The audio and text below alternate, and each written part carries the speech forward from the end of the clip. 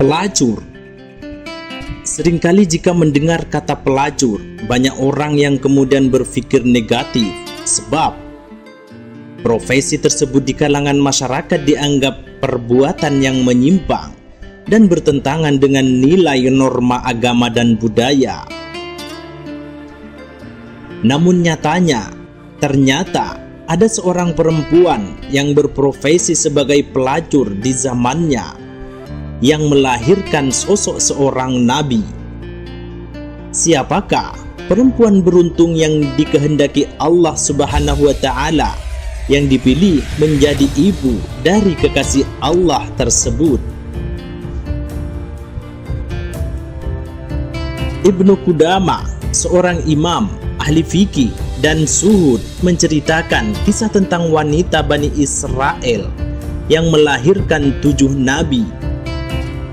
Wanita tersebut sebelumnya adalah seorang pelacur, yang mana kisah ini diceritakan oleh Ibnu Qudamah dalam kitab At-Tawabin.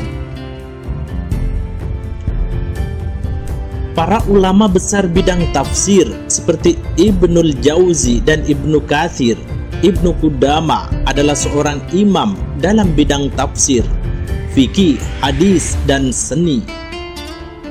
Ia menguasai ilmu fikih dan ahli dalam memberikan fatwa. Ia menceritakan, ada seorang wanita nakal di kalangan Bani Israel yang selalu menggoda laki-laki dengan kecantikan wajahnya. Pintu rumahnya yang selalu terbuka. Setiap hari ia duduk-duduk di atas ranjang yang letaknya berhadapan dengan pintu rumahnya. Setiap pria yang melihatnya pasti akan tergoda dengan kecantikannya.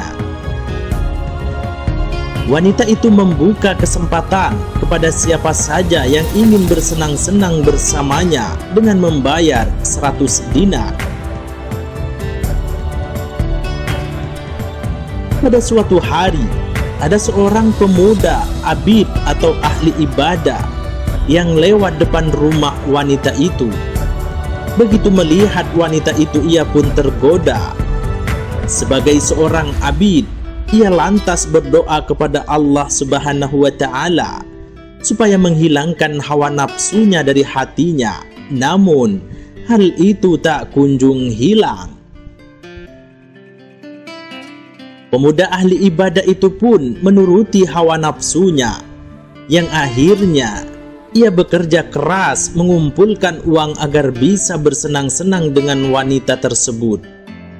Ia bahkan sampai menjual perabot rumahnya dan semua barang yang ia miliki sampai terkumpul uang sebanyak 100 dinar. Setelah terkumpul, ia bergegas pergi ke rumah wanita itu dan menyerahkan uangnya kepada wakil si wanita. Si wanita lantas menyiapkan waktu khusus untuk menyambut kedatangannya. Tibalah pada waktunya yang telah ditentukan. Pemuda ahli ibadah itu menemui si wanita. Wanita itu pun telah siap segalanya. Ia berdandan dan duduk di atas ranjang yang berlapis emas. Sesungguhnya engkau telah memikatku, sehingga aku bekerja keras untuk mendapatkan 100 dinar agar bisa mendapatkanmu, kata pemuda itu. Dengan senyuman hangat, wanita pelacur itu lantas memintanya untuk masuk. Tak lama kemudian, si pemuda yang telah tergoda ini mengulurkan tangannya.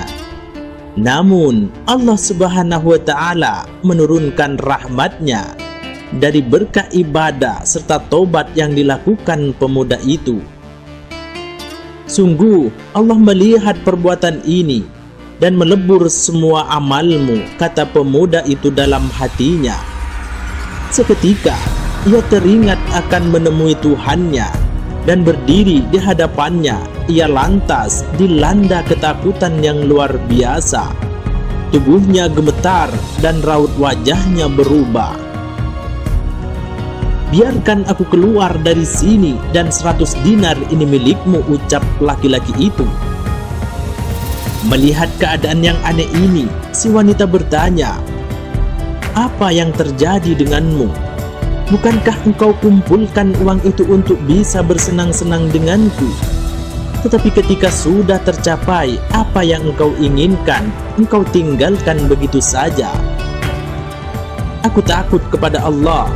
Sungguh, uang yang telah aku berikan kepadamu itu halal untukmu.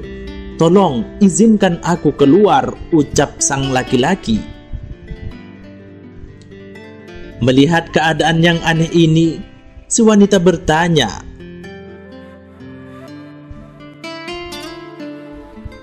"Apakah kamu tidak akan berbuat apapun kepadaku?" "Tidak," jawabnya. "Kalau demikian, maka sungguh tidak ada yang pantas menjadi suamiku melainkan dirimu," ucap wanita itu dengan nada penuh penyesalan dan tobat. "Tinggalkan aku, biarkan aku keluar," teriak laki-laki itu dengan tatap memaksa pergi. Laki-laki itu mendesak agar bisa segera meninggalkan rumah si wanita itu.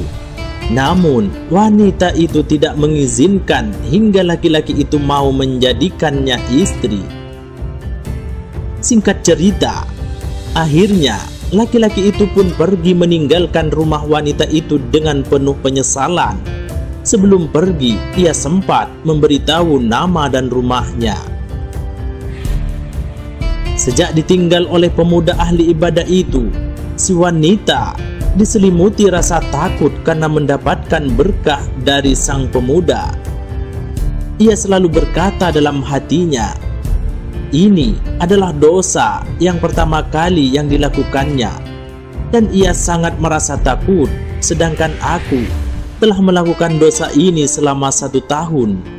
Tuhan yang ditaatinya adalah Tuhanku juga, dan seharusnya rasa takutku melebihi rasa takutnya. Wanita Bani Israel itu lantas bertaubat hingga pada suatu ketika ia memutuskan untuk menemui laki-laki itu dengan penampilan tertutup dan memakai cadar. Setelah bertanya ke sana kemari kepada penduduk desa, ia pun bertemu dengan laki-laki itu. Namun, begitu laki-laki itu mengetahui bahwa yang datang adalah wanita pelacur yang pernah ia datangi, ia lantas terkejut, menjerit dengan keras lalu meninggal dunia. Setelah kejadian itu, si wanita bertambah sedih. Ia pun bertanya kepada penduduk di sana, "Aku keluar hanya untuk ia dan kini ia telah meninggal. Apakah ada di antara keluarganya yang membutuhkan seseorang perempuan untuk dinikahi?" Penduduk desa kemudian memberitahu bahwa lelaki tersebut memiliki saudara laki-laki yang saleh tetapi miskin. Ya, ada. Pemuda itu mempunyai saudara laki-laki yang saleh, akan tetapi ia miskin, tidak memiliki harta, jawab salah seorang di antara mereka. "Tidak masalah, karena aku memiliki banyak harta," ucap wanita telah bertobat itu. Dan singkat cerita, wanita yang dulunya pelacur itu menikah dengan saudara laki-laki ini karena kecintaannya kepada saudaranya. Dan dikisahkan di antara keturunannya mereka terdapat 7 nabi Bani Israel. Ada pendapat yang menyebut wanita itu bernama Al-Malika.